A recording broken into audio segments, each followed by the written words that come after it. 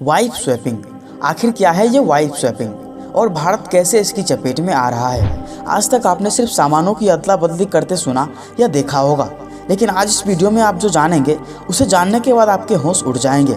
इसे समझने के लिए सबसे पहले ये जानते हैं कि वाइफ स्वैपिंग है क्या। वाइफ का मतलब आप सभी जानते हैं, स्वैपिंग का मतलब होता है अदला बदली करना।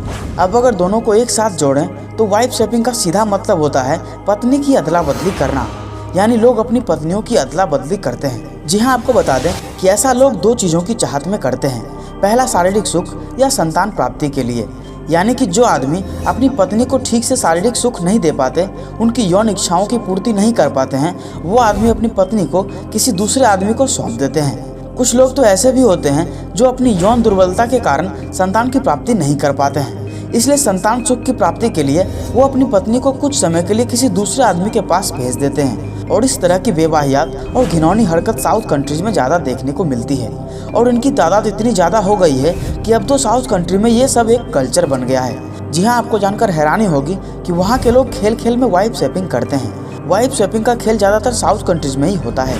इस तरह का घिनौना खेल वहाँ की कुछ बड़ी पार्टियों में खेला जाता है। कुछ पार्टियों में तो अपना पार्टनर तक चुनना होता है, लेकिन उसका तरीका थोड़ा अलग होता है। पार्टी में मौजूद सारे मर्द अपनी गाड़ियों की चाबी एक बाउल में डाल देते हैं। उसके बाद सभी महिलाओं की आंखों पर पट्टी बांधी जाती है और फिर उन महिलाओं को उस बाउल से चाबियां निकालनी होती है। इस खेल में जिस महिला के हाथ में जिस भी आदमी की चाबी आएगी, उसे उस आदमी के साथ संबंध बनाना होता है। कई पार्टियों में तो खेल अंगूठी के जरिए भी खेला जाता है। इसमें भी सब कुछ सेम रहता है, बस चाबियों की जगह अंगूठी को एक बर्तन में रखा जाता है।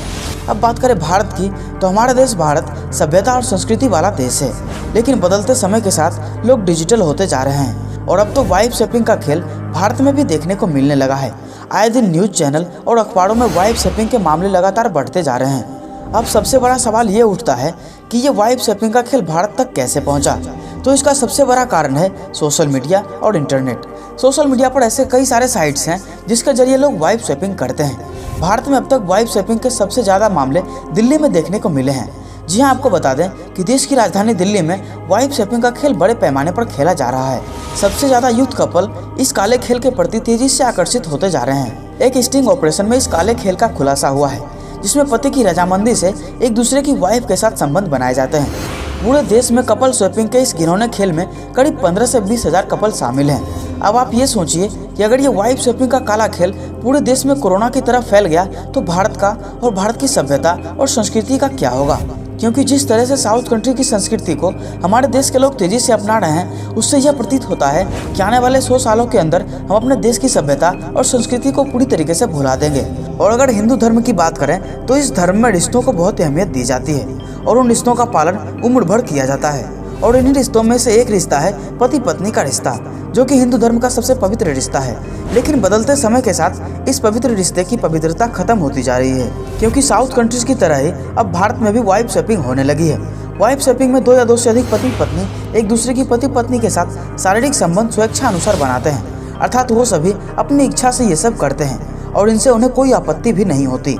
लेकिन ये बहुत ही गलत है और भारत की सभ्यता और संस्कृति के खिलाफ है, इसलिए भारतवासियों को इसका विरोध करना चाहिए। आपको इस काले खेल के बारे में जानकर कैसा लगा और आपका इसके बारे में क्या कहना है, अपनी राय हमें कमेंट बॉक्स में ज़रूर बताएं। और इसी तरह की इंटरेस्टिंग वीडियो को देखने के लिए अभी इस चैनल को सब्सक्राइब करके घंटी को दबा लें, ताकि इसी तरह की वीडियो आप तक पहुंचे सबसे पहले। मिलते हैं किसी और वीडियो में, तब तक के लिए नमस्कार।